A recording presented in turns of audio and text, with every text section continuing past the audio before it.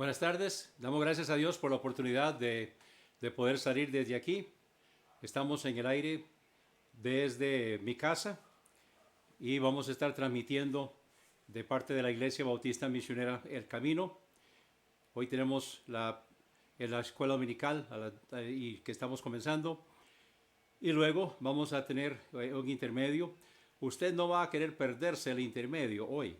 El hermano Otoniel Mora nos hizo una presentación de 30 minutos, así que usted va a querer alistar su cafecito y lo que va a comer, pero sin perder de vista la pantalla, porque no va a querer perderse el intermedio esta tarde. Vamos a comenzar con una palabra de oración. Gracias, Señor, porque nos permites esta tarde reunirnos en tu nombre. Alabamos y bendecimos tu santo nombre por una nueva oportunidad, Señor, para poder compartir, poder estar unidos alrededor del internet, alrededor de los medios que tú nos has facilitado, Señor. Y pedimos que bendigas cada hogar aquí representado, cada persona que está viendo y los que van a estar viendo también después las grabaciones. Y que tú, Señor, recibas la honra y la gloria esta tarde. Que tu Santo Espíritu tenga libertad para trabajar en nuestro medio. Y que tú nos guíes y nos dirijas, que podamos abrir nuestras mentes, nuestros corazones para recibir tu palabra esta tarde. Y que tú unjas a tu siervo de poder para que pueda hablar palabra tuya y que sea para tu honra y para tu gloria. En el nombre precioso de Jesús. Amén. Bueno, esta tarde tenemos el estudio en Apocalipsis y estamos en la carta a la iglesia de la Odisea y estamos en Apocalipsis capítulo 3, versículos 14 al 22. No necesitan buscar en sus Biblias porque el texto va a estar aquí a la par donde ustedes van a poder estarlo viendo. Entonces hoy estamos viendo la carta a la iglesia de la Odisea y es lo que nosotros vamos a estar viendo hoy, la carta a la iglesia de la Odisea.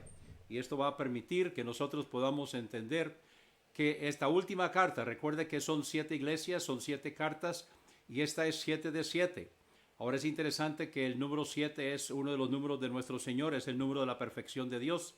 Así que esta es la carta a la iglesia de la Odisea, es la número 7. Muchos piensan que las 7 cartas a las iglesias representan periodos de historia eclesiástica. Yo no creo eso, de hecho yo rechazo esa idea, porque si nosotros cogemos esa idea, estaríamos cogiendo la idea de la Iglesia Universal que pasó por la Iglesia Católica. Y eso no puede ser, porque, porque esa no es la historia de la iglesia que Jesús organizó y que Jesús estableció. Así que vamos a estar viendo cada iglesia, y ya estamos en la 7ª, la iglesia de la Odisea, como iglesias locales, independientes, autónomas y soberanas de aquella época. De hecho, si estuviéramos viendo el circuito que se hacía, empezando con cada una de las iglesias y haciendo el circuito, entonces estamos ahora al final de ese circuito que el correo estaría tomando. Entonces vamos a la primera parte y vamos a ver la primera mirada. Vamos a leer primeramente, quiero que leamos aquí lo que dice el escritor, el doctor Bogart. Perdón, hoy no estamos del doctor Bogart, estamos del doctor Robertson. Una primera mirada. La ciudad de la Odisea era un centro bancario reconocido por su riqueza. Era la ciudad más próspera de las 7 que se mencionan en Apocalipsis. Había muchas casas lujosas, algunas de las cuales probablemente eran poseídas por cristianos. En el área circundante se criaba una raza única de ovejas negras, y la lana de esas ovejas había traído una industria textil floreciente en la Odisea. Ahora, no solamente era un centro de producción de lana negra, sino que también la ciudad era un centro médico. Era lugar de muchos médicos, y especialmente en el tratamiento de enfermedades de la vista, o sea, la oftalmología. Y también otra característica principal de la ciudad eran sus bancos, eran sus finanzas, era un centro financiero. Entonces estaba como centro financiero, estaba su industria textil y estaba la medicina. Esto nos recuerda de muchas ciudades grandes en nuestra tierra hoy. Y tenga estas cosas en mente a medida que estudiamos, porque nos darán perspectivas hacia el lenguaje que nuestro Señor usó cuando se dirigió a esta iglesia. La Odisea estaba ubicada a unos 160 kilómetros al este de Éfeso. La ciudad era una de las 3 ciudades localizadas cerca la una de la otra. Las otras 2 eran Colosas y Hierápolis. El libro de Colosenses fue escrito a la iglesia de Colosas, y un estudio de esta carta proporcionará información básica acerca de las condiciones de la hermana ciudad de Laodicea. De hecho, Pablo mencionó esta ciudad 4 veces en Colosenses, y tenemos aquí en la pantalla en Colosenses 4:19, donde dice: cuando esta carta, o sea, la carta a los Colosenses, sea leída entre vosotros, haced también que sea leída en la iglesia de los laodicenses, y que la carta a la iglesia de la Odisea la leas también vosotros. Bueno, esa carta a la iglesia de la Odisea no la tenemos hoy. Pero él dio instrucciones específicas en cuanto a esto. Las 2 iglesias compartían una atmósfera espiritual similar, la iglesia de Colosas y la iglesia de la Odisea. Así que vamos a entrar al estudio. Aquí estamos en Apocalipsis 3, del 14 al 22. Pero primeramente tenemos el primer punto del estudio de esta tarde, que la iglesia de la Odisea era una iglesia tibia. Las características de la iglesia de la Odisea, ¿cómo eran? Bueno, dice aquí: y escribe el ángel de la iglesia de los laodicenses, estas cosas dice el Amén, el testigo fiel y verdadero, el principio de la creación de Dios. Yo conozco tus obras, que ni eres frío ni caliente. Ojalá fueras frío o caliente. Así, por cuanto eres tibio y no frío ni caliente, te vomitaré de mi boca. Entonces, quiero que notemos aquí quién es el que está escribiendo al ángel de la iglesia de los laodicenses. Dice estas cosas, dice el Amén.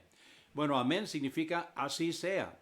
En otras de las cartas, él se dirigió como el verdadero, como el testigo fiel. Entonces, él es el amén, o sea, él es el así sea. Así comienzan las cosas en la iglesia, en la carta comienzan, y podemos ver aquí entonces que él es el amén. Luego dice que él es el testigo fiel y verdadero. Y como testigo fiel y verdadero, entonces podemos ver de que él también está dando su testimonio. Ahora, cuando dice el principio de la creación de Dios, entonces yo quiero que veamos un momentito aquí, donde dice en Colosenses capítulo 1 y el versículo 15, quién es la imagen del Dios invisible, el primogénito de toda criatura.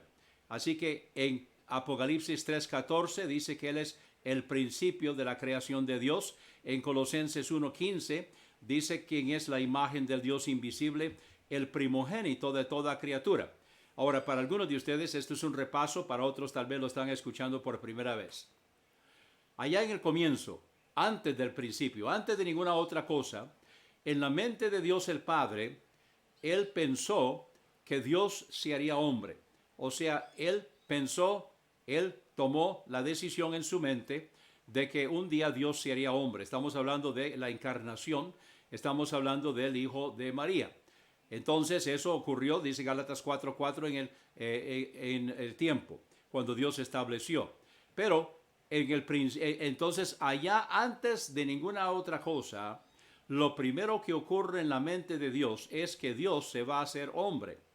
Por lo tanto, Jesucristo, quien es la encarnación de Dios, el Hijo de María, él es el primogénito de toda criatura. En la mente de Dios, lo primero que ocurrió es la encarnación de Dios. Vemos también aquí, en otros pasajes, en Colosenses, donde él también es el primogénito de todos los muertos. Así que volviendo acá a Apocalipsis 3, dice que él es el principio de la creación de Dios. O sea, está hablando de Jesucristo, está hablando de la encarnación, estamos hablando del Hijo de María, el que murió en la cruz del Calvario por nosotros.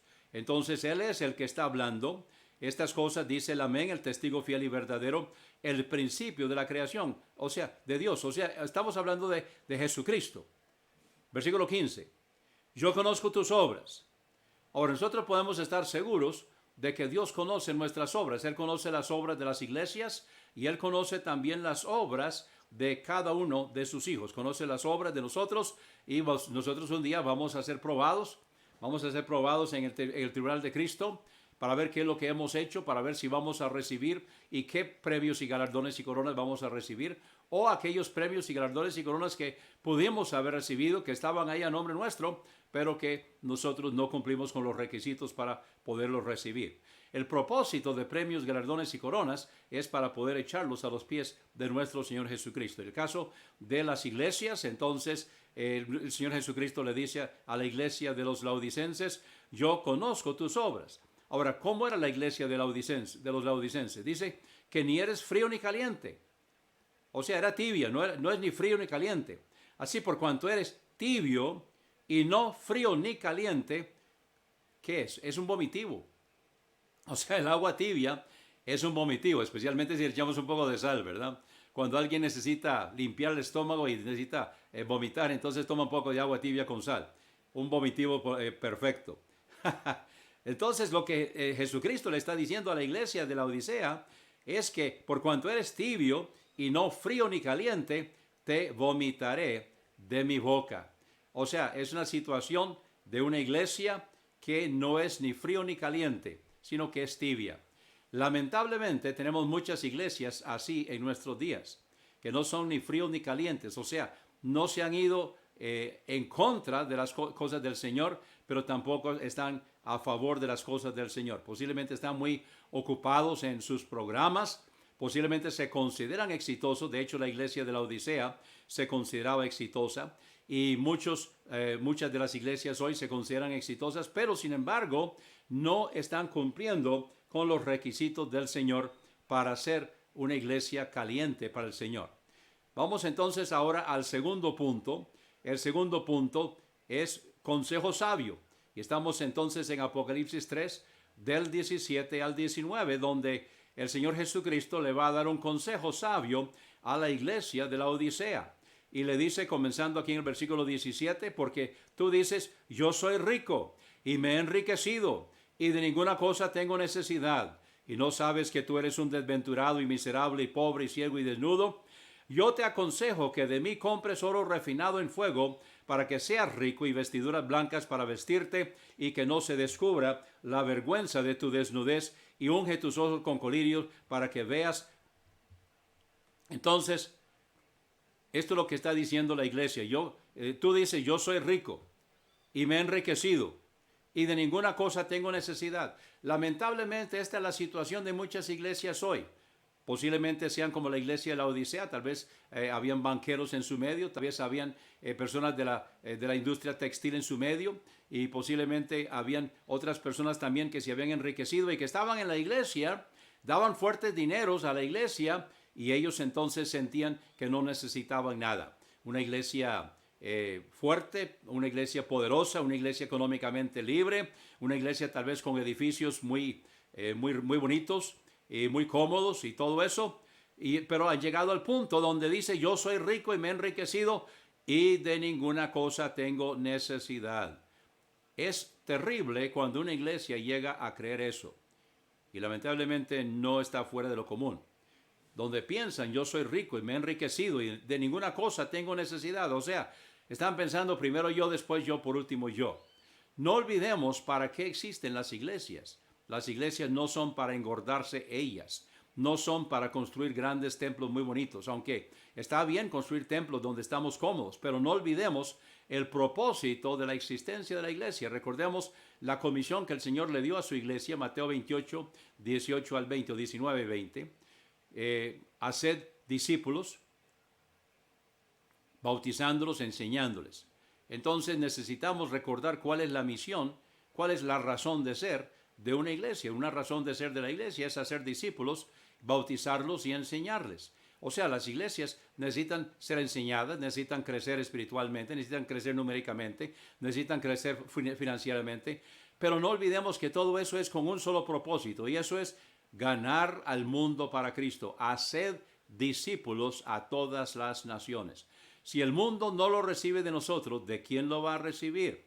Y si nosotros no lo hacemos, ¿quién lo va a hacer? Y si no lo hacemos ahora, ¿cuándo se va a hacer? Así que necesitamos dejar de estar pensando, yo soy rico, me he enriquecido y de ninguna cosa tengo necesidad.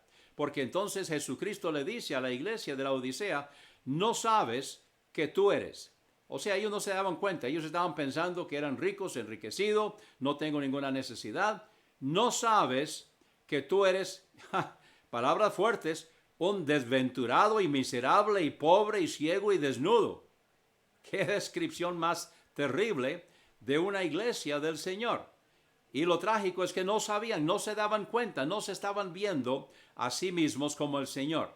Ahora, ¿cómo podemos nosotros saber qué es lo que el Señor está viendo? ¿Cómo podemos nosotros saber lo que el Señor está viendo? A través de su palabra. ¿Usted quiere saber qué es lo que el Señor está viendo? Lea la Biblia. ¿Usted quiere saber qué es lo que el Señor está pensando? Lea la Biblia. ¿Usted quiere verse a sí mismo como el Señor lo ve o la ve? Lea la Biblia. Entonces, la iglesia de la Odisea no sabía que era desventurado, miserable, pobre, ciego y desnudo. Ahora viene un consejo. El versículo 18. Yo te aconsejo que de mí compres. Ahora, ¿dónde lo va a encontrar? Bueno, posiblemente hay otras partes, pero Jesús está diciendo dónde se puede conseguir. El problema es cuando la gente cree que pueden conseguir lo que necesitan de otras partes. Escuchan predicadores, escuchan consejeros, o sea, no hay nada de malo con esto, siempre y cuando sean apegados a la palabra de Dios. Lamentablemente hay muchas personas allá afuera que están hablando y predicando y enseñando en el nombre de Jesucristo y dicen que esto me lo dio el Espíritu Santo, pero no es cierto. Ahora, ¿cómo podemos saberlo? ¿Por la Biblia? ¿Por la palabra de Dios? El problema es que la gente no lee la Biblia. El problema es que la inmensa mayoría de los creyentes en la inmensa mayoría de las iglesias no leen la Biblia, no conocen la palabra de Dios. Entonces escuchan estas personas, leen estas cosas y ven estas cosas y no saben discernir. Entonces la iglesia de la Odisea no sabía que ella era desventurada, miserable, pobre, ciega, desnuda. Entonces, ¿dónde tiene que conseguir lo que necesita? De mí, dice Jesús. Necesitamos ir donde Él. Que de mí compres oro refinado en fuego, para que seas rico, y vestiduras blancas, para vestirte, y que no se descubra la vergüenza de tu desnudez, y unges tus ojos con colirio para que veas. Ahora, todo esto tiene que ver con la condición de la iglesia de la Odisea, porque era un centro fuerte económicamente, y se creían ricos. Además de eso, ellos también era una industria textil, donde vestían, pero no estaban vistiéndose espiritualmente. Y también era una industria médica especializada en la oftalmología. Así que por eso es que les dice, para que seas rico y vestiduras blancas para vestirte y que no se descubra la vergüenza de tu desnudez. Hablemos un poco de esto. Dice en 1 Pedro 1, en lo cual vosotros también os alegráis, aunque ahora por un poco de tiempo, si es necesario, seáis afligidos con diversas pruebas, para que la prueba de vuestra fe, mucho más preciosa que el oro que perece, aunque sea probado con fuego, sea hallado en alabanza, gloria y honra cuando Jesucristo sea manifestado. Porque si en vosotros están estas cosas y abundan, no os dejarán estar ociosos ni sin fruto en el conocimiento de nuestro Señor Jesucristo, pues el que no tiene estas cosas es ciego, teniendo la vista muy corta, habiendo olvidado la purificación de sus antiguos pecados.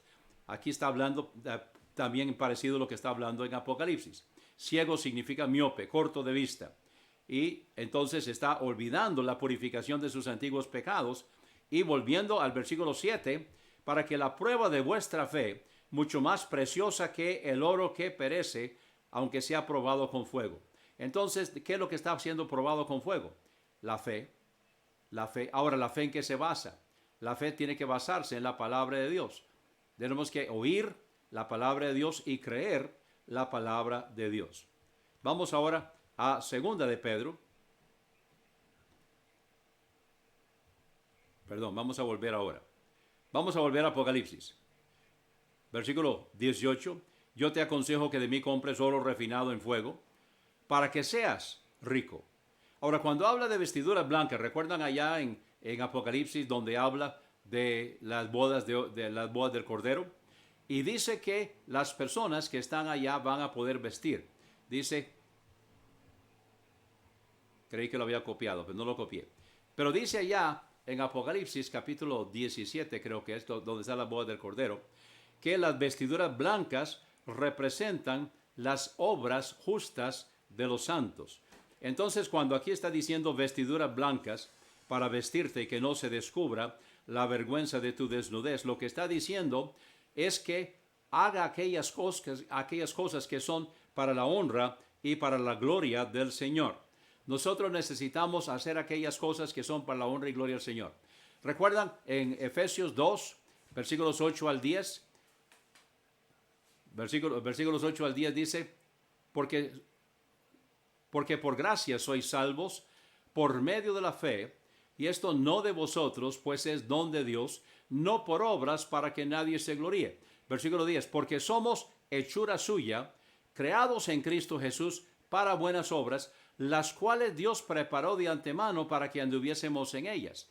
O sea, las obras que glorifican a Dios no son nuestras obras, son las obras que Él preparó de antemano para que nosotros anduviésemos en ellas. Son las obras de Él.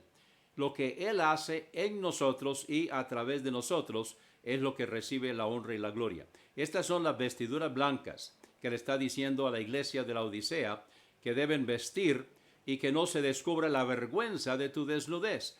¡Qué vergüenza que nosotros seamos santos desnudos en la presencia del Señor!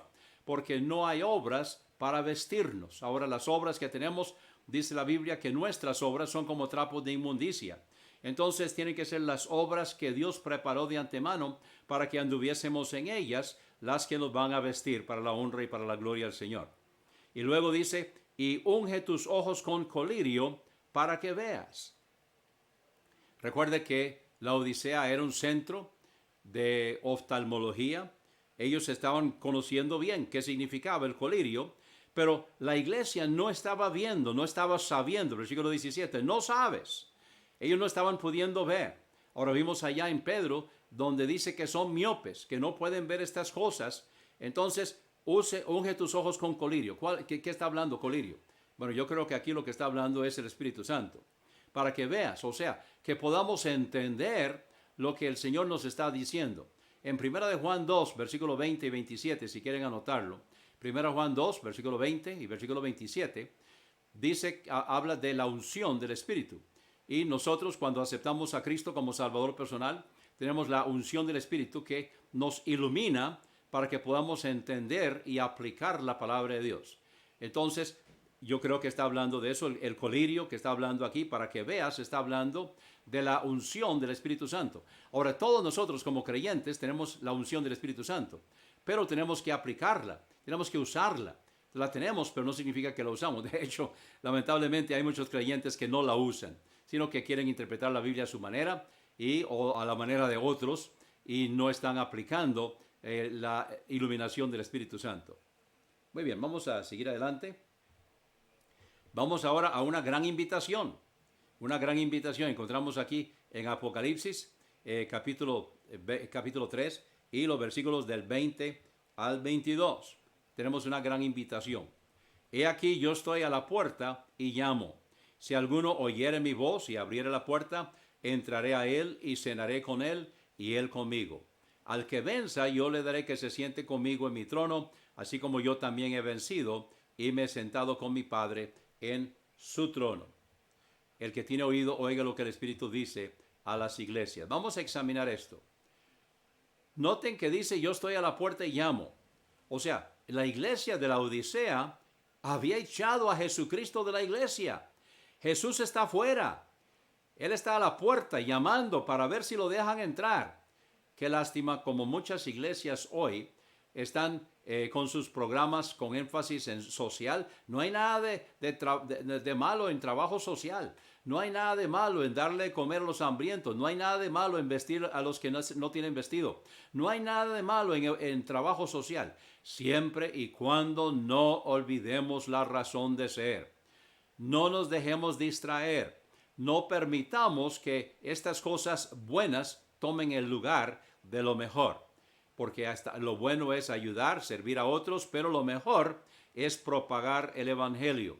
De no olvidar que la razón de ser de las iglesias del Señor es propagar el Evangelio. Es presentarle el plan de salvación a las personas. Puede ser primeramente a través de nuestro estilo de vida y segundo puede ser también repartiendo comida y ayudando a otras personas. Ahora, ¿cómo lo podemos hacer? Bueno, dentro de los paquetes que le damos a las personas, podemos dar tratados y podemos poner ahí la dirección de nuestra iglesia. Podemos decirles a las personas, estamos orando por ustedes. Una mejor manera es que cada vez que se entrega un paquete, decir, estamos orando por ustedes, nosotros somos de la Iglesia Bautista Misionera El Camino, en el caso de nosotros, usted pone el nombre de su iglesia ahí, y nosotros estamos repartiendo esto porque queremos ayudar, pero lo más importante es lo espiritual. ¿Hay alguna necesidad en su vida por la cual usted quiere que yo ore en este momento? Bueno, qué lindo que la persona le diga, bueno, sí, yo quiero que ore porque mi hijo está en drogas, yo quiero que ore porque mi esposo se quedó sin trabajo, etcétera. Qué lindo que en ese momento, al entregarle el paquete de la ayuda que le estamos dando a esta persona o a esta familia, que podamos orar por ellos. Entonces, no olvidemos la razón de ser. La obra social es buena, pero no olvidemos lo mejor, que es la parte espiritual. Y poder involucrarnos. Y, ¿por qué no? Poner ahí también dentro del paquete cómo se pueden comunicar con nosotros. Mejor todavía, cómo se pueden comunicar conmigo. O sea, la persona que les está entregando el paquete. Porque una cosa es el pastor de la iglesia y otra cosa es la persona que les está entregando, a quien ya conocen. Pero en el caso de la iglesia de la Odisea, Jesús tiene que decir, yo estoy a la puerta y llamo. Yo estoy a la puerta y llamo. O sea, Jesús estaba afuera, lo habían sacado de la iglesia, lo habían echado de la iglesia, habían encontrado cosas más importantes en la iglesia que Jesucristo. Habían llegado a la conclusión, Jesús, no te necesitamos. Aquí estamos muy bien, gracias. Aquí estamos muy ocupados en otras cosas. La comunidad nos necesita, ellos dependen de nosotros y nosotros estamos entonces ayudándoles y sirviéndoles. Y francamente, Jesús, no te necesitamos a ti. Así que, adiós, chao, arrivederci. Qué trágico. Qué lástima cuando una iglesia cree que puede hacer las cosas sin el Señor. Pero eso es lo que ha pasado en muchas iglesias. ¿Y qué pasa en estas iglesias? Bueno, se llenan de personas que no conocen a Cristo. Se llenan de personas que están ahí, que lo que buscan es precisamente lo social y les gusta eso. Y oyen hablar del amor y que Dios es amor y inclusive aceptan tendencias en el mundo hoy que no son conforme a la palabra de Dios. ¿Por qué? Porque sacaron a Jesucristo de la iglesia. Porque están buscando otras cosas y echaron afuera a Jesús. La iglesia de la Odisea se consideraba rica, se consideraba fuerte, se consideraba potente, no necesitaba ninguna otra cosa, no solamente no necesitaban de nadie, no necesitaban de Jesús tampoco. Habían llegado a la conclusión que el mismo Jesucristo sobraba, ellos estaban bien sin él. Y Jesús está a la puerta y llamo. Ahora dice, si alguno oyere mi voz y abriere la puerta, entraré a él y cenaré con él y él conmigo. Está a la puerta llamando, pero note que ahora lo hace singular. Lo hace singular. Si alguno.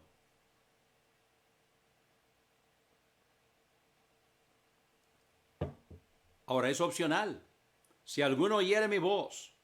Si alguno oyere mi voz. El llamado del Señor siempre es opcional. O sea, podemos decirle que no. No debemos decirle que no.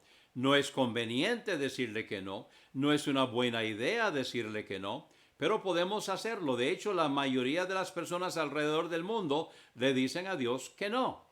Y lamentablemente hay muchas personas en las iglesias que también le están diciendo al Señor que no.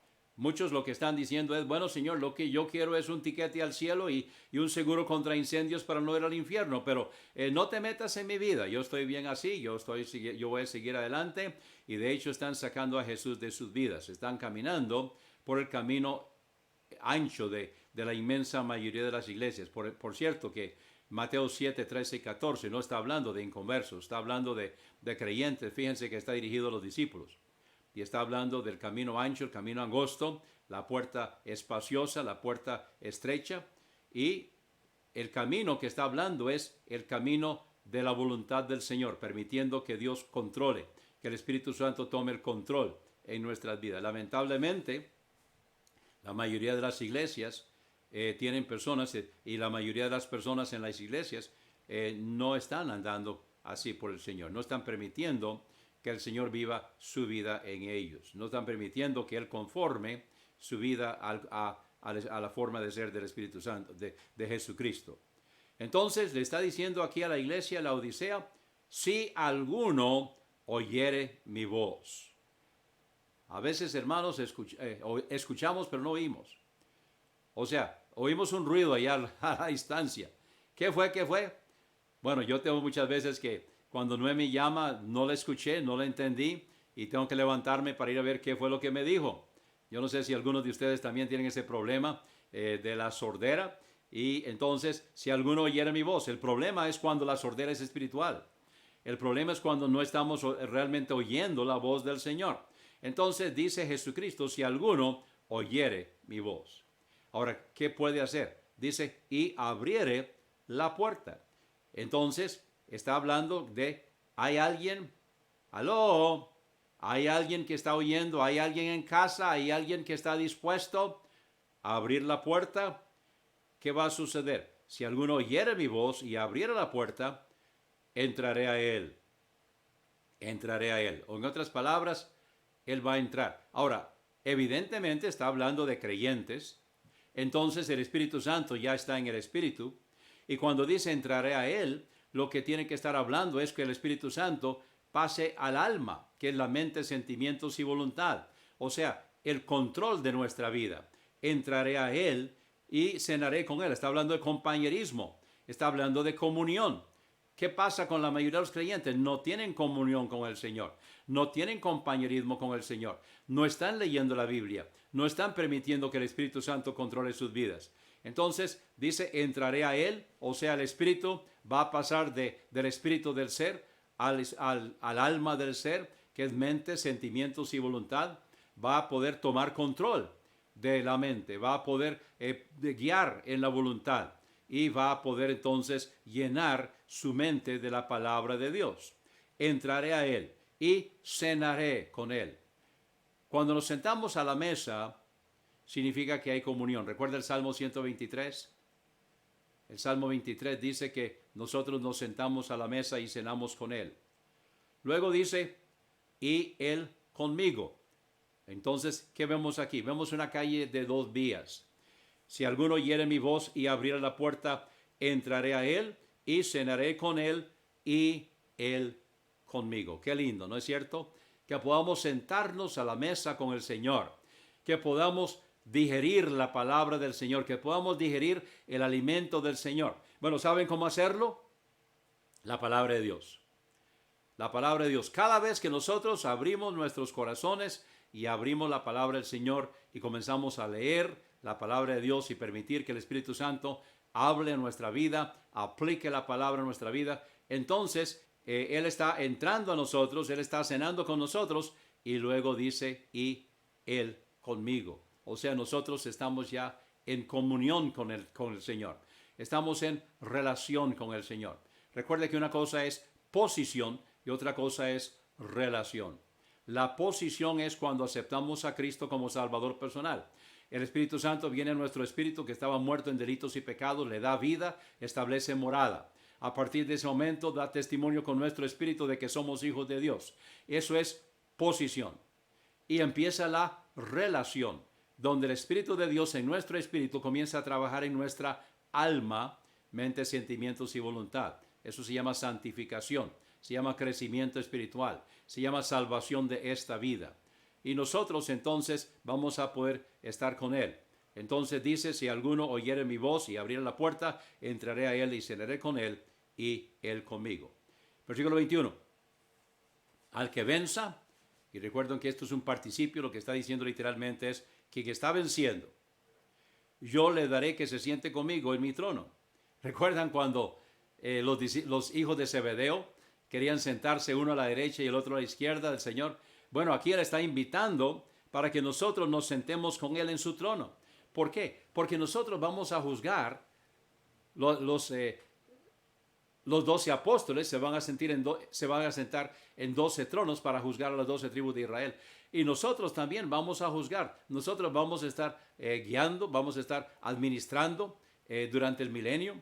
Ahora, la posición que ocupemos, el campo que tomemos, el papel que desarrollemos durante el milenio, se está estableciendo aquí ahora, de acuerdo con nuestra fidelidad. Recuerda lo que dice en 1 Corintios 4:2, ahora bien se requiere de los administradores que cada uno sea hallado fiel. Entonces, que nosotros seamos hallados fieles en lo que el Señor nos encargó. cada uno de nosotros tenemos un ministerio.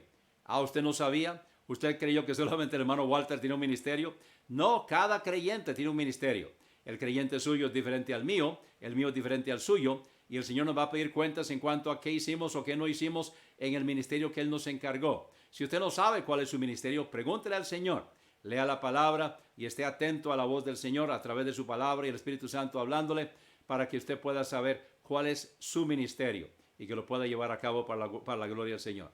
Entonces, nosotros vamos a sentarnos en tronos, no tronos literalmente, pero vamos a estar gobernando sobre ciudades de acuerdo con nuestra capacidad que mostramos aquí, capacidad administrativa, pero especialmente capacidad espiritual, para que podamos entonces juzgar y podamos administrar. ¿Vamos nosotros a administrar o vamos a estar entre los administrados por otros que mostraron ser más fieles que nosotros en esta vida? Ahora, eso se está determinando aquí ahora y se va a encontrar en el tribunal de Cristo. Muy bien, vamos entonces, dice, yo le daré que se siente conmigo en mi trono, así como yo también he vencido y me he sentado con mi Padre en su trono. Así que al que venza o quien está venciendo, quien está logrando esto, ¿cómo lo hacemos? Bueno, si el Señor está fuera de su vida, primeramente si nunca ha aceptado a Cristo como su Salvador personal, la decisión que necesita es reconocer que es pecador, pecadora, arrepentirse de todo corazón de sus pecados y aceptar a Cristo como Salvador personal. Si es creyente, necesita permitir el señorío de Cristo en su vida. Él ahora es Salvador y necesita ser Señor, que Él sea el Señor de su vida, o sea, que Él tome control de su vida. Y así es como entonces usted va a estar venciendo o poniendo bajo el control del Espíritu Santo todo lo demás en su vida. Entonces, al que venza, yo le daré que se siente conmigo en mi trono, así como yo también he vencido y me he sentado con mi Padre en su trono.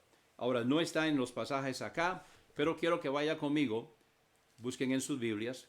Vamos a Romanos capítulo 8.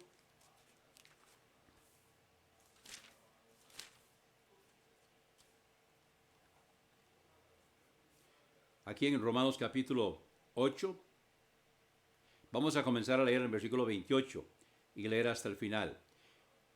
Y sabemos que a los que aman a Dios, todas las cosas les ayudan a bien. Esto es, a los que conforme a su propósito son llamados.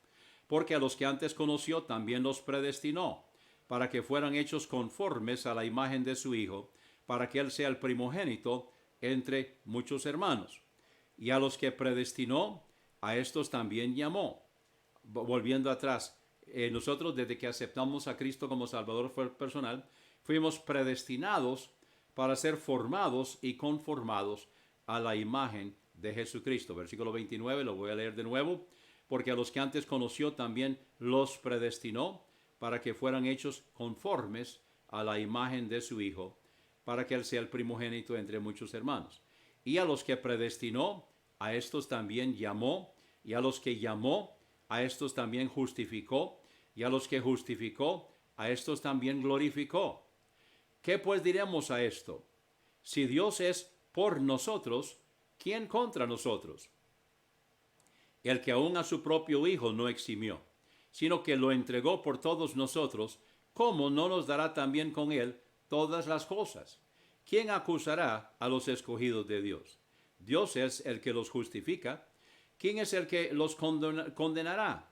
Cristo es el que murió, más aún el que también resucitó, quien además está a la diestra de Dios, el que también intercede por nosotros. ¿Quién es el que intercede por nosotros? El que pagó el precio, el que murió en la cruz. Nosotros tenemos acceso a Dios a través de Jesucristo. Dice en Timoteo, porque hay un solo Dios y un solo mediador entre Dios y los hombres, Jesucristo, hombre. Entonces la manera que nosotros podemos llegar hasta donde al Padre, no necesitamos otros intermediarios, porque es Jesucristo, hombre, el que intercede por nosotros. De nuevo, porque hay un solo Dios y un solo mediador entre Dios y los hombres, Jesucristo, hombre, el que murió en la cruz. No Jesucristo Dios, sino Jesucristo, hombre, y por eso nosotros podemos llegar al Padre a través de él. Entonces, volviendo acá, dice el versículo 34, ¿quién es el que los condenará? Cristo es el que murió, más aún el que también resucitó, quien además está a la diestra de Dios, el que también intercede por nosotros. ¿Quién nos apartará del amor de Cristo? ¿Tribulación, o angustia, o persecución, o hambre, o desnudez, o peligro, o espada? Como está escrito, por causa de ti somos muertos todo el tiempo, somos contados como ovejas de matadero. Antes, en todas estas cosas somos más que vencedores por medio de aquel que nos amó. Por lo cual, estoy seguro de que ni la muerte, ni la vida, ni ángeles, ni principados, ni potestades, ni lo presente, ni lo porvenir, ni lo alto, ni lo bajo, ni ninguna criatura nos podrá apartar del amor de Dios que es en Cristo Jesús, Señor nuestro. ¿Quién dice conmigo? Amén. Vamos ahora a terminar la lección de hoy. Versículo 22, el que tiene oído, oiga lo que el Espíritu dice a las iglesias.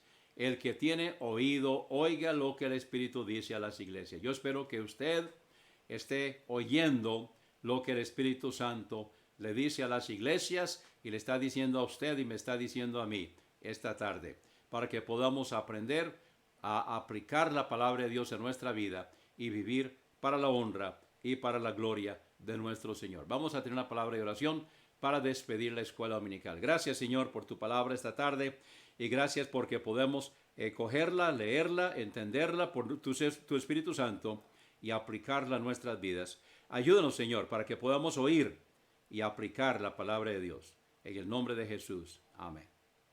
Bueno, usted no va a querer perderse el intermediario, porque hay un intermediario hoy que ha sido preparado por el hermano Toniel Mora. Así que tome café, coma todo lo que usted va a hacer, pero sin perder de vista la pantalla, porque usted no se la va a querer perder esta tarde. Nosotros entonces vamos a salir de aquí y vamos a regresar en unos 30 minutos.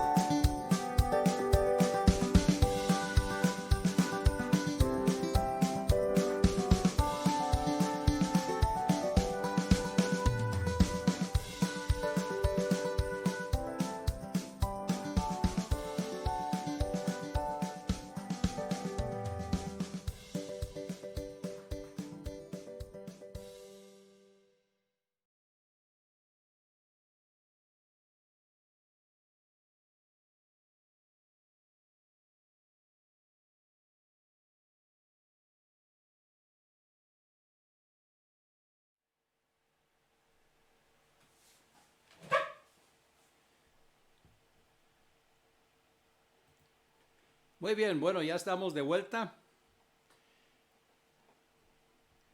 ¿Disfrutaron el video?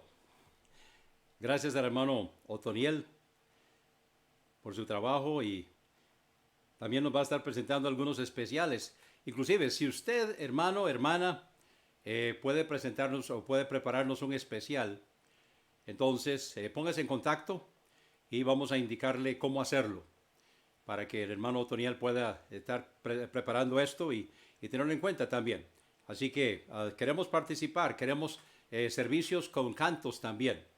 Y el hermano Otoniel va a estar presentando algunos, pero queremos otros cantos, queremos algunos especiales.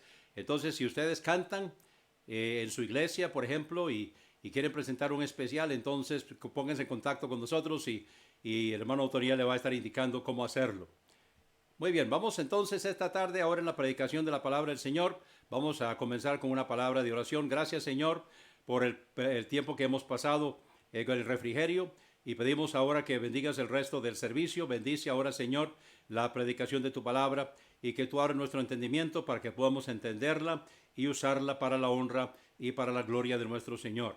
Gracias por cada persona que está en este momento con nosotros a través de las redes sociales y también los que se van a unir después y que van a estar escuchando esta grabación. Alabamos y bendecimos tu nombre. Pedimos, Señor, que tu Santo Espíritu abra nuestra mente y que tu siervo pueda hablar tu palabra guiada y dirigida por el Espíritu Santo. En el nombre de Jesús, amén. Muy bien, vamos a continuar esta tarde con en 1 Corintios. Estamos en el capítulo 10. Estamos en 1 Corintios capítulo 10. Y no necesita buscarlo en su Biblia porque va a estar aquí el texto en la pantalla. 1 Corintios capítulo 10 es lo que vamos a estar viendo en esta tarde. El capítulo 10 es un capítulo muy interesante donde aprendemos muchas cosas del pueblo de Israel. Y vamos a poder entender y aplicar esto a nuestras vidas, que podamos aprender de ellos. Entonces, vamos esta tarde en 1 Corintios capítulo 10. Lo primero que vemos es que el viaje de los israelitas es un ejemplo o es un tipo para nosotros. Comenzando aquí en 1 Corintios capítulo 10, versículo 1. Mas no quiero, hermanos, que ignoréis que todos nuestros padres estuvieron bajo la nube y todos pasaron a través del mar. Y todos en Moisés fueron bautizados en la nube y en el mar, y todos comieron el mismo alimento espiritual, y todos bebieron la misma bebida espiritual, porque bebían de la roca espiritual que los seguía, y la roca era Cristo. Pero de la mayoría de ellos no se agradó Dios, por lo cual quedaron postrados en el desierto. Entonces vamos a regresar ahora al versículo 1. No quiero, hermanos, que ignoréis. Tomen nota que dice que todos nuestros padres. Entonces, vayan contando cuántas veces se usa todos. Todos nuestros padres estuvieron bajo la nube y todos pasaron a través del mar. O sea, está hablando de la salida de Egipto y todos los que salieron de Egipto, los que sobrevivieron la muerte de los primogénitos, porque ofrecieron un cordero que tomó el lugar de su primogénito, y ellos ahora entonces salieron de Egipto y todos ellos estuvieron bajo la nube, porque la nube los guiaba, la nube representa el Espíritu Santo, y también la nube los guiaba y también les daba sombra durante el día. Ahora esa nube se convertía en una columna de fuego en la noche, que también los protegía, los guiaba. No es bueno que una ciudad esté a oscuras. Entonces les daba iluminación en la noche y les daba también dirección en la noche, porque al principio, cuando ellos primeramente salieron de Egipto, ellos caminaron día y noche, y hasta que llegaron al Mar Muerto, tuvieron que caminar día y noche. Ahora, cuando llegaron al Mar Muerto, recuerdan que Dios abrió el mar, y todos pasaron a través del mar, y pudieron ver a cada lado la orilla, por decirlo así, del mar. Todos ellos pasaron, y todos en Moisés fueron bautizados en la nube y en el mar. Bueno, esto necesita un poco de explicación. Recordemos un principio. No se puede ser un tipo de un tipo. Entonces, ¿qué está sucediendo aquí? Porque el bautismo es un tipo. El bautismo es un tipo de la sepultura y resurrección de nuestro Señor Jesucristo. La cena del Señor es lo que representa la muerte. Entonces, vemos la sepultura y resurrección de nuestro Señor simbolizado en el bautismo. y nosotros también cuando somos bautizados, entonces estamos sepultando al viejo hombre y resucitando a un nuevo estilo de vida.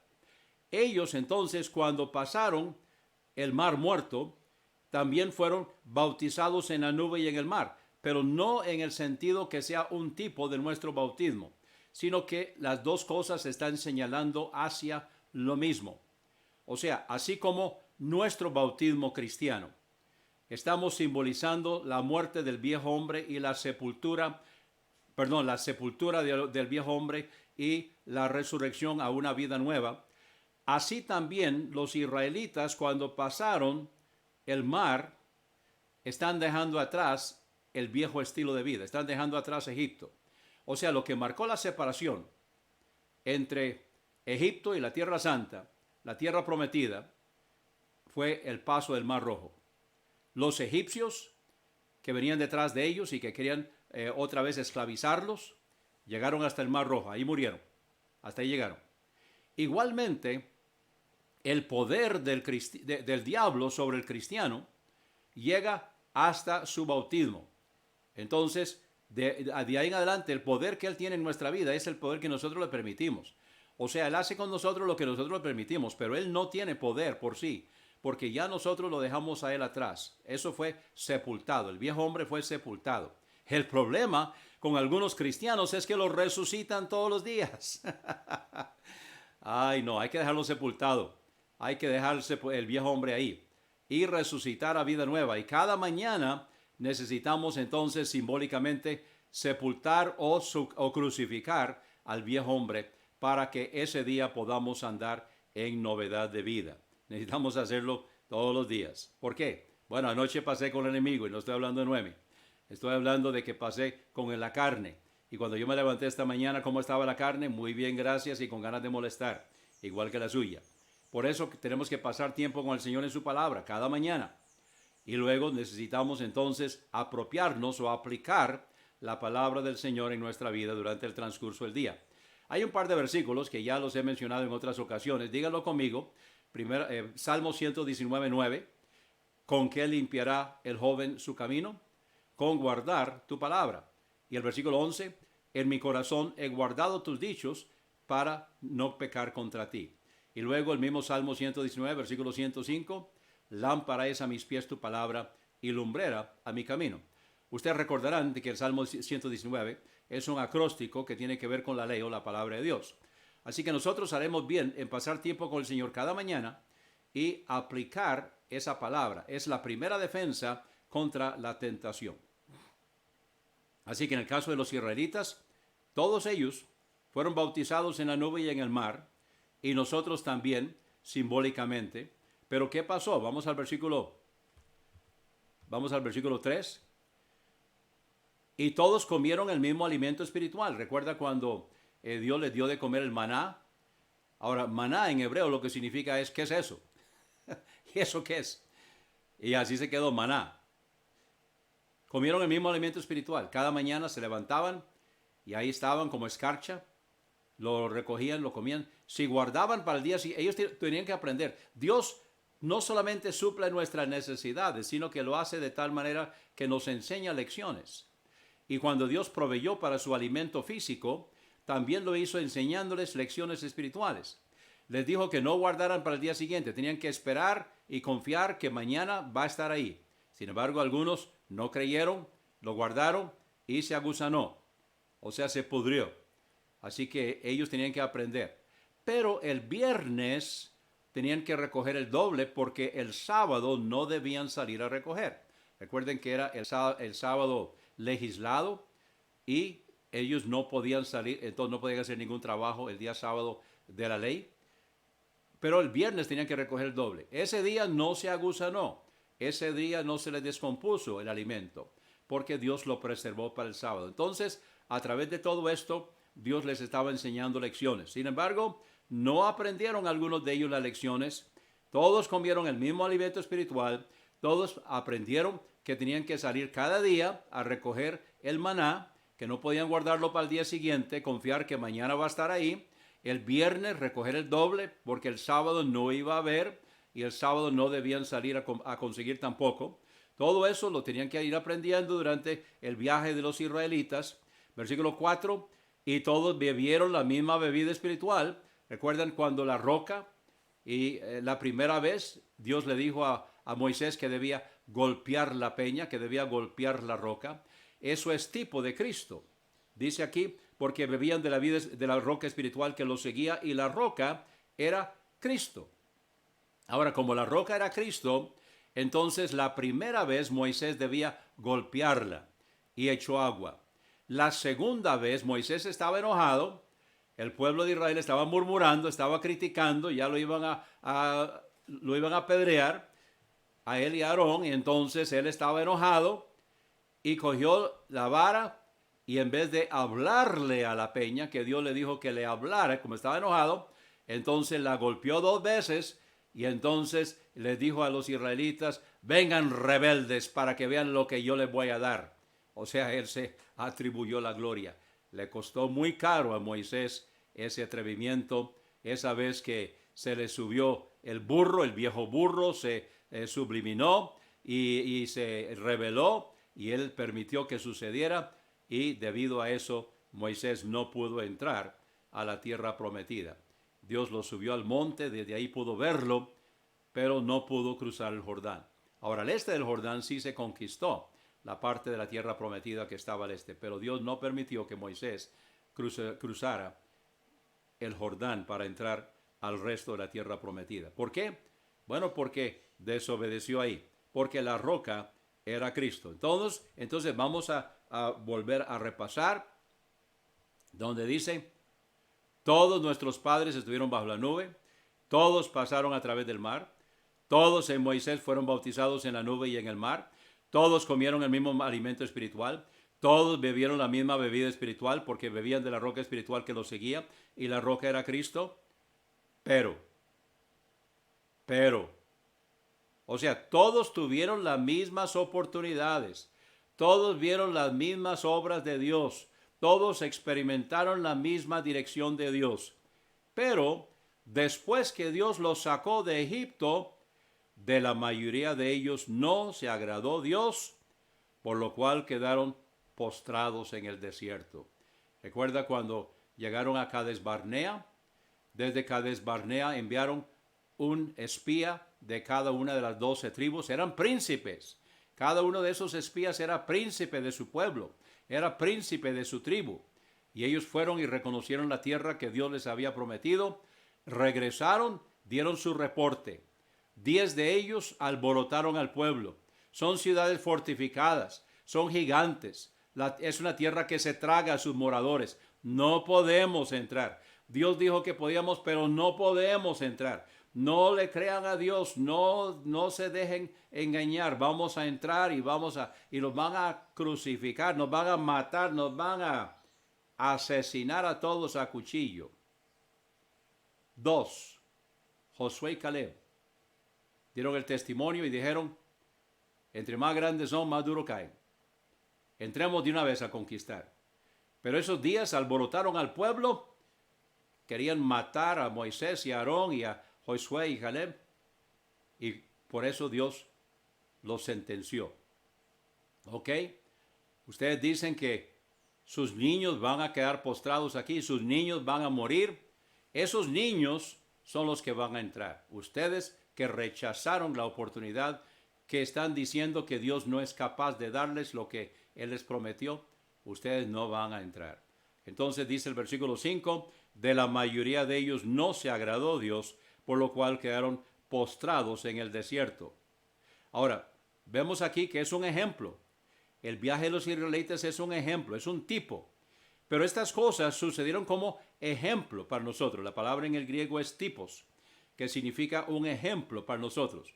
Para que no codiciemos cosas malas como ellos codiciaron, ni seáis idólatras como algunos de ellos, según está escrito, se sentó el pueblo a comer y a beber y se levantaron a jugar. ¿Recuerdan eso?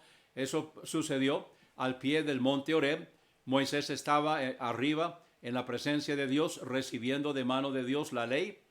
Dios preparó las 2 piedras y escribió con su dedo el decálogo, los 10 mandamientos. y Dios le dijo a Moisés, mejor vaya porque su pueblo se alborotó. Vayan a ver qué están haciendo. Si habían hecho un becerro de oro. Ahora, ¿de dónde aprendieron el becerro de oro? Del Dios de los egipcios, el Dios del toro de los egipcios. Ahora ellos se hicieron un becerro, se hicieron un toro. Le dijeron a Aarón de que recogiera los zarcillos de las narices y las orejas de ellos, lo que habían sacado de los egipcios, lo que habían traído de los egipcios.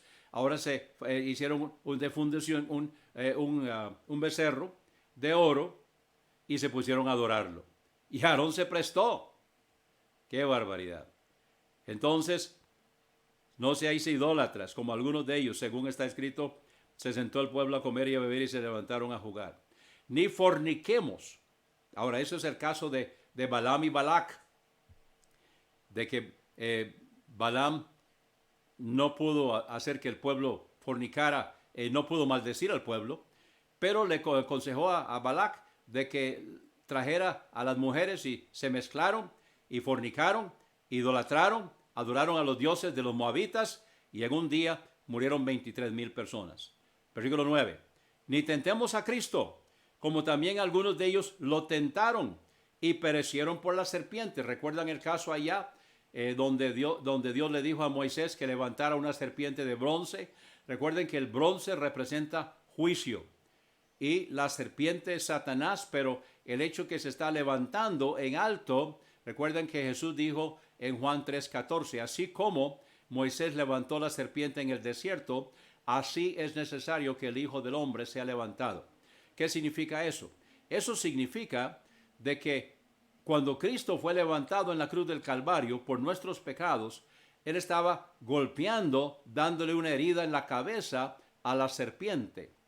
Y eso es un juicio contra la serpiente. La primera promesa de un Salvador se encuentra en Génesis 3:15, donde la simiente de la mujer le daría por la cabeza y golpearía un golpe de muerte a la serpiente.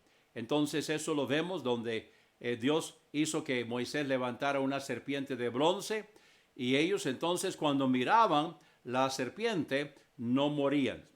Entonces ni tentemos a Cristo, como también algunos de ellos lo tentaron y perecieron por las serpientes, y esa fue la ocasión cuando Moisés levantó la serpiente en el desierto.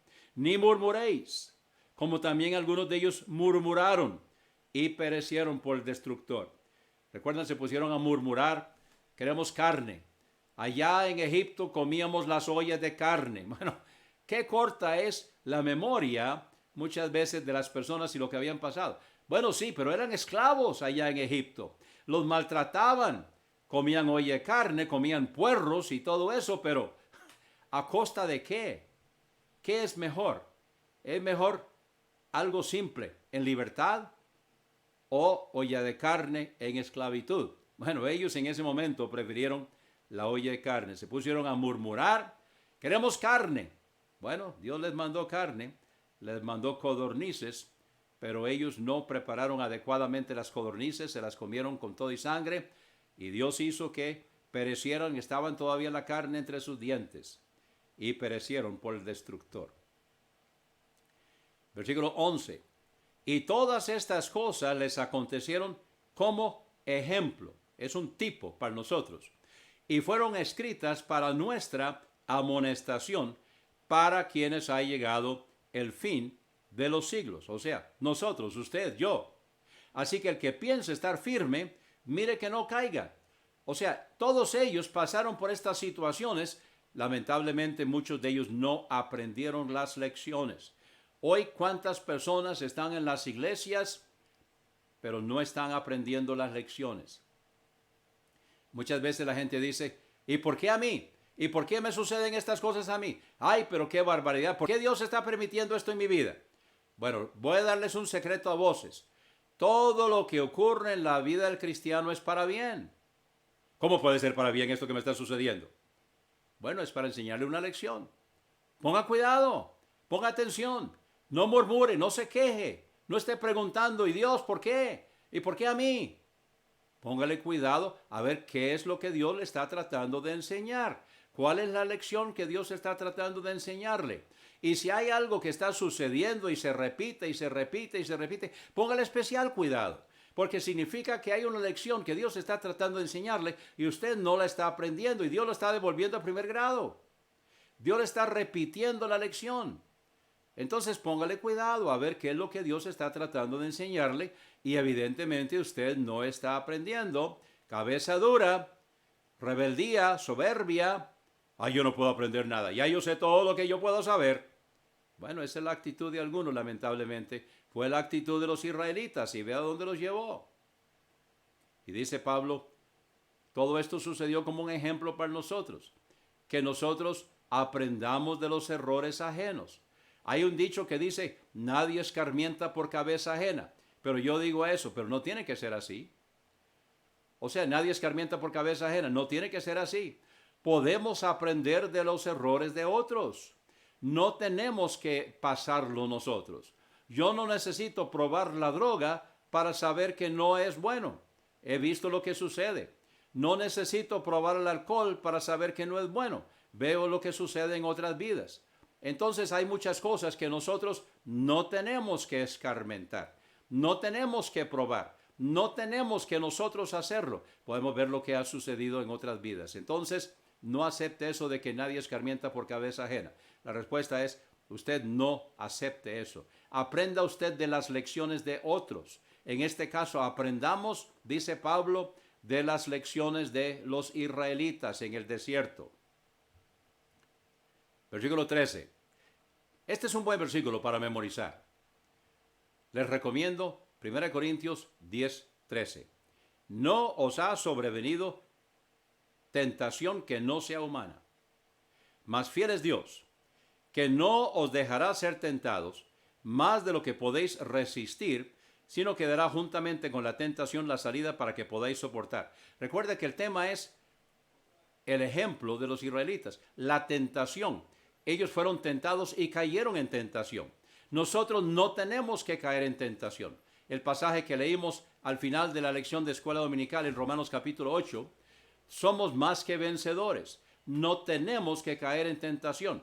Versículo 13 de 1 Corintios capítulo 10, no os ha sobrevenido tentación que no sea humana. ¿Qué quiere decir?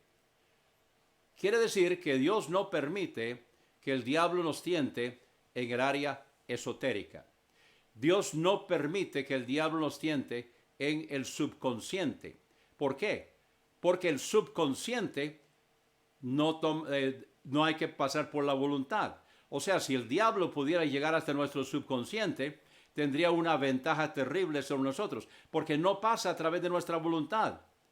Dios no permite que el diablo llegue. Ahora, nosotros a veces hacemos cosas en el subconsciente. ¿Por qué? Por hábito, porque nos hemos habituado, porque hemos formado un hábito y las cosas las hacemos por costumbre, las hacemos por hábito. Eso está en el subconsciente y ni siquiera pasa por la voluntad, porque ya tomamos la decisión hace tiempo de hacerlo así y lo seguimos haciendo así. Eso es permitir que el subconsciente controle nuestra vida. Y eso no es lo que Dios quiere. Tenemos que tomar decisiones.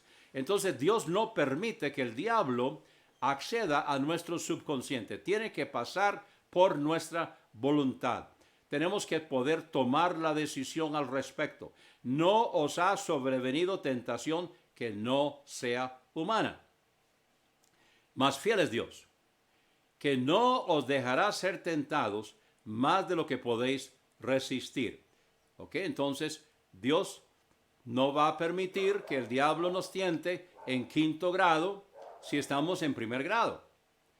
Él no va a permitir que el diablo nos tiente más allá de nuestra experiencia, más allá de nuestra situación. Ahora, eso no significa de que el diablo no me va a tentar más allá de lo que yo sé, porque a veces no he aprendido las lecciones que debía aprender, porque me han enseñado palabra de Dios o yo he leído palabra de Dios que no la estoy aplicando. No está diciendo eso. Yo soy responsable de lo que leo. Yo soy responsable de lo que oigo. Entonces, no está diciendo eso. Lo que está diciendo es que no va a permitir que seamos tentados más allá de lo que Dios sabe que podemos resistir. O sea, donde estamos en la vida cristiana. Sino que, tomen nota, sino que dará también juntamente con la tentación la salida para que podáis soportar. Entonces, dos cosas. Número uno, limita al diablo, no permite que él nos tiente más allá de lo que podemos soportar. Y además de eso, juntamente nos da la tentación, nos da la salida. O sea, no tenemos que caer. No tenemos que caer. Hay unas camisetas ahí que se ponen los chiquitos. El diablo me hizo hacerlo. The devil made me do it, dice en inglés. No, no es cierto. Nosotros podemos tomar la decisión al respecto. No va a permitir Dios de que el diablo nos lleve a un área donde no tenemos salida. Él nos va a dar, juntamente con la tentación, nos va a dar la salida. ¿Recuerdan el caso de José cuando la mujer de Potifar lo quería acostar en la cama con ella? Bueno, salió corriendo, literalmente salió corriendo. Y nosotros muchas veces lo que tenemos que hacer también es eso. La palabra de Dios dice huir. Hay que salir corriendo, hay que huir. Pero no significa que no hay salida. Sí hay salida. Sí hay salida. Porque Dios va a proveer la salida. No os ha sobrevenido tentación que no sea humana. Mas fiel es Dios, que no os dejará ser tentados más de lo que podéis resistir, sino que dará también juntamente con la tentación la salida para que podáis soportar. Por tanto, amados míos, huid de la idolatría, salga corriendo, no se ponga a jugar. Ay, es que yo soy fuerte. Ay, es que yo no voy a caer en la tentación. No, huid. ¿Por qué? Porque el diablo va a estar ahí y va a estar buscando su lado flaco. Si usted cree que usted puede, no puede. Con la ayuda de Dios sí, pero si usted se pone a jugar, va a caer. Dice el versículo 15, como a prudentes os hablo, juzgad vosotros lo que digo. Como a prudentes os hablo, juzgad vosotros. O sea, póngale en una pesa, póngale en una romana, juzgad vosotros lo que digo. Vamos al versículo 16. Estamos en 1 Corintios capítulo 10. Ahora él va a usar como ejemplo el partimiento del pan para que podamos entender. Evidentemente está hablando de la celebración que conmemora la muerte de nuestro Señor Jesucristo. Versículo 16. La copa de bendición que bendecimos, ¿no es la comunión de la sangre de Cristo? El pan que partimos, ¿no es la comunión del cuerpo de Cristo?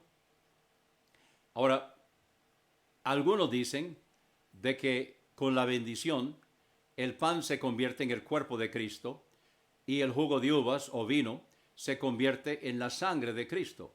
Eso se llama transubstanciación.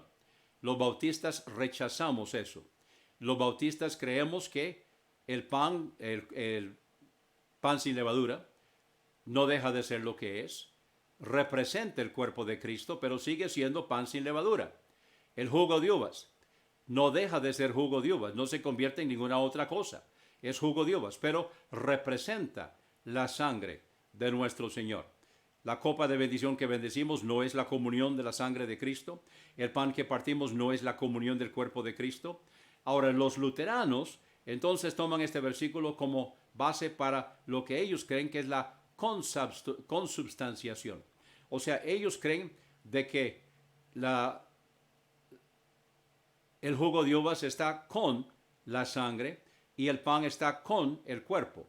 Y toman este versículo como base. No está diciendo eso, está hablando de lo que es representativo. Porque nosotros, está hablando de los miembros de la iglesia, siendo muchos, somos un solo pan, un solo cuerpo, pues todos participamos de un solo pan. Ahora, ¿cómo se participa? Se participa a nivel de la iglesia local, independiente, autónoma y soberana, que es donde está la autoridad, que los miembros de la iglesia están bajo la disciplina de ese cuerpo, de esa iglesia. Entonces, porque nosotros, siendo muchos, somos un solo pan, un solo cuerpo, mas todos participamos de un solo pan. Mirad a Israel según la carne. Ahora, aquí va a pasar entonces sobre la comida sacrificada a los ídolos. Los que comen de los sacrificios. Perdón, antes no he llegado ahí todavía. Los que comen de los sacrificios no son partícipes del altar. Aquí está hablando de los sacerdotes. Los que comen de los sacrificios no son partícipes del altar. No pasemos todavía al versículo 18. Mirad a Israel según la carne. Entonces, los que comen de los sacrificios, está hablando de, bajo la ley, los sacrificios en el altar, algunos de los sacrificios eran participados juntamente con por los sacerdotes. Entonces no son partícipes del altar. Nosotros debemos también recordar que estamos entonces participando en la conmemoración de la muerte de nuestro Señor Jesucristo. Así como el sacerdote participaba en el altar, nosotros también estamos participando de la celebración donde estamos recordando la muerte de nuestro Señor. Sin embargo, algunos, ¿qué estaban haciendo? ¿Qué pues digo? ¿Que el ídolo es algo o que sea algo lo que se sacrifica a los ídolos? Antes digo que lo que los gentiles sacrifican a los demonios lo sacrifican y no a Dios, y no quiero que vosotros seáis partícipes de los demonios. Entonces, cuando se ofrece comida ofrecida a los ídolos, y eso lo vimos en días pasados, entonces el ídolo es algo, no, pero hay un demonio detrás de cada ídolo. Y cuando se sacrifica a un ídolo, se está sacrificando a un demonio, porque cada uno de esos ídolos en realidad es un demonio disfrazado. Entonces, el ídolo es algo, sea algo lo que se sacrifica a los ídolos. El problema es que están sacrificando a los demonios. Dice el versículo 20, antes digo que lo que los gentiles sacrifican, o sea, lo que los inconversos sacrifican, a los demonios los sacrifican y no a Dios. Y no quiero que vosotros, está hablando de la iglesia de Corinto, seáis partícipes de los demonios. No podéis beber la copa del Señor y la copa de los demonios. Y nosotros participamos de la copa del Señor en la conmemoración de la muerte de nuestro Señor Jesucristo, no podemos estar entonces participando de la mesa de los demonios, dice Pablo aquí en el versículo 21. No podéis beber la copa del Señor y la copa de los demonios. No podéis ser partícipes de la mesa del Señor y de la mesa de los demonios. ¿O provocaremos a celos al Señor? ¿Somos acaso más fuertes que Él? Versículo 23. Esto hay que ponerlo en un molde dorado. Hay que ponerlo en un marco dorado, pegarlo en alguna parte. Todo me es lícito, pero no todo conviene. Todo me es lícito, pero no todo edifica. Ahora, lícito significa es legal, es permitido. La gente a veces me pregunta, ¿el Señor permite esto? O generalmente lo que me pregunta es, ¿Dios prohíbe? ¿Dios lo prohíbe? ¿La iglesia lo prohíbe? Entonces Pablo contesta, todo me es lícito, o sea, no es ilegal, pero no todo conviene. Hay muchas cosas allá afuera que tal vez no son ilegales, pero no me conviene. ¿Por qué? Bueno, aquí está por qué. Todo me es lícito, pero no todo edifica. O sea, la pregunta es, ¿esto es para mi edificación? Y tal vez más importante todavía, dice el versículo 24, nadie busque su propio bien, sino cada uno el del otro. No solamente debemos preguntar si me edifica a mí, debemos preguntar si edifica a las personas que están alrededor de mí. Nadie busque su propio bien, sino cada uno el del otro. De todo lo que se vende en la carnicería, está hablando en aquellos días, porque muchas veces lo que estaba en la carnicería ya había sido sacrificado a los ídolos. Entonces, de todo lo que se vende en la carnicería, le dice a los corintios, comed, sin preguntar nada por causa de la conciencia, porque del Señor es la tierra y su plenitud. Entonces, no pregunte. Esto fue ofrecido a los ídolos, no pregunte. No pregunte. Pero si pregunta, eso es otra cosa. Versículo 27. Si algún incrédulo os llama y queréis ir, entonces de todo lo que se os ponga delante, comed. No pregunte. Esto fue ofrecido a los cielos. No pregunte. ¿Por qué? Por la causa de la conciencia. Mas si alguien os dijere, esto fue sacrificado a los ídolos, le dice Pablo a los hermanos de la iglesia de Corinto, no lo comáis. ¿Por qué? Porque le están diciendo, entonces no lo comáis, por causa de aquel que lo declaró y por causa de la conciencia.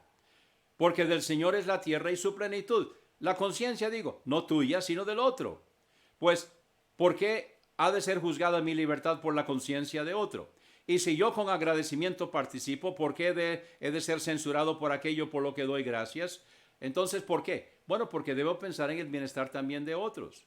Si esto va a perjudicar a otro, debo tomar en cuenta eso. Versículo 31. En esto se encierra todo.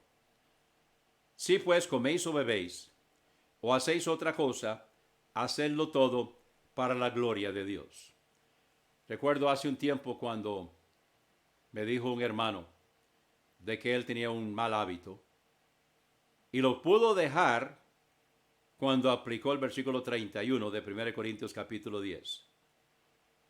Si pues coméis o bebéis o hacéis otra cosa, hacedlo todo para la gloria de Dios. Y él se preguntó a sí mismo, ¿puedo hacer esto para la gloria de Dios? Y contestó no. Y eso permitió que pudiera dejarlo. Sed sin ofensa a judíos y a gentiles y a la iglesia de Dios. El versículo 32, 1 Corintios 10, 32, están las tres clases de personas en el mundo. Los judíos, los gentiles y la iglesia de Dios. Como también yo en todas las cosas agrado a todos, no procurando mi propio beneficio, sino el de muchos, para que sean salvos. ¿Qué quiere decir con eso? A veces nosotros tenemos que dejar nuestras costumbres para estar bien con otros. O sea, si usted va a Japón, no entre a la casa con los zapatos, déjese en la puerta. ¿Por qué?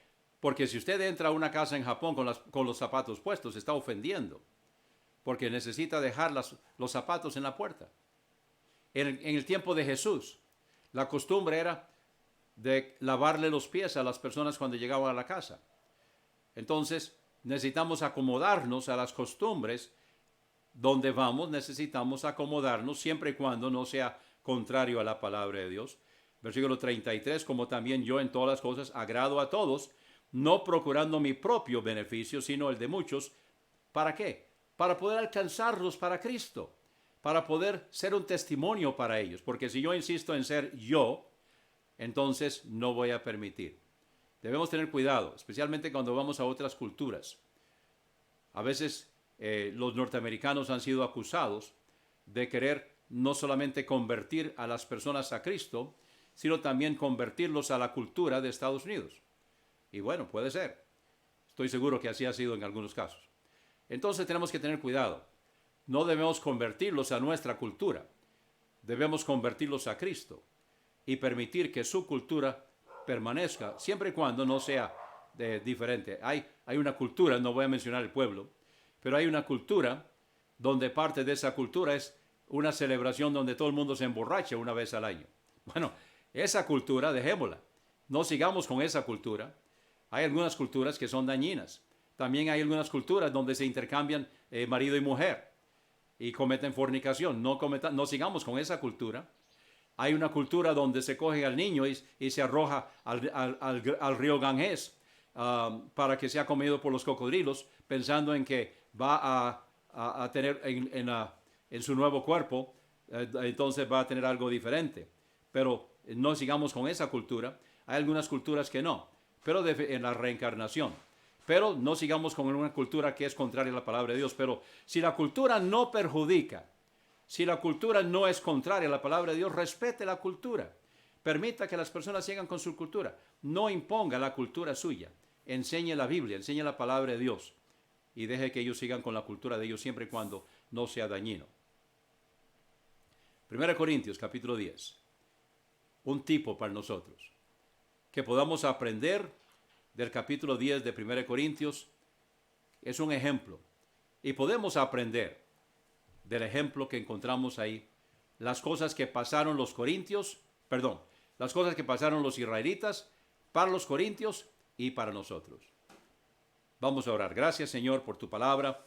Gracias, Señor, porque en ella encontramos todo lo que necesitamos para esta vida y para el más allá. Recibe la gloria, que podamos tomar las decisiones que necesitamos tomar. Si en nuestro medio hay alguien que necesita tomar una decisión hoy, que sea esta la decisión. Y mientras ustedes están todavía con los ojos cerrados, quiero hacer dos invitaciones. Una, si no ha habido un momento en su vida que usted reconoció que es pecador, pecadora, se arrepintió de todo corazón de sus pecados y aceptó a Jesucristo como su único y suficiente Salvador personal. Ahí mismo donde está. Tome la decisión. reconozca que es pecador, pecadora. Arrepiéntase de todo corazón y pida al Señor Jesucristo que el precio que fue pagado por Jesucristo en la cruz del Calvario se aplique a usted y que usted está recibiendo eso, que usted está aceptando el perdón de Dios a través de la sangre de Cristo, a través del sacrificio de Cristo. Apropiese el sacrificio de Cristo, acepte el sacrificio de Cristo y dele gracias al Señor. Gracias porque me has perdonado. Y ahora usted es hijo de Dios. Usted ahora es parte de la familia de Dios. Bienvenido a la familia de Dios. El Padre, Dios es su Padre, Jesucristo es su Salvador y su hermano mayor, y el Espíritu Santo es su consolador y su compañero inseparable, y usted y yo somos hermanos en Cristo. Ahora quiero hacer la segunda invitación. Si usted ya es hijo de Dios, ya usted es parte de la familia de Dios, entonces permita que Él sea su Señor. Es su Salvador. Permita que sea su Señor. Pida al Señor que le ayude, que su Espíritu Santo le ayude a que usted pueda aprender.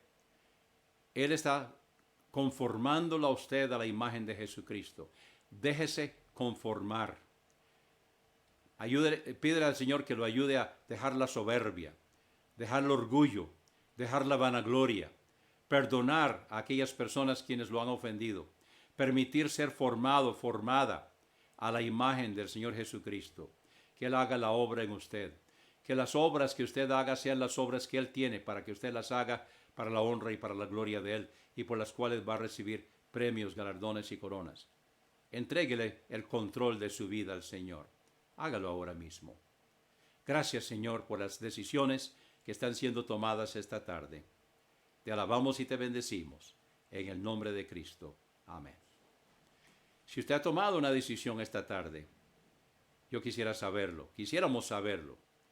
Entonces puede comunicárnoslo, puede decirnos la decisión que ha tomado y vamos a comunicarnos con usted. Vamos a mandarle ayuda para que usted pueda ir dando esos primeros pasos en la vida cristiana. Y si ya es creyente, también queremos mandarle ayuda para que pueda crecer espiritualmente. Comuníquese con nosotros. Queremos ayudarle.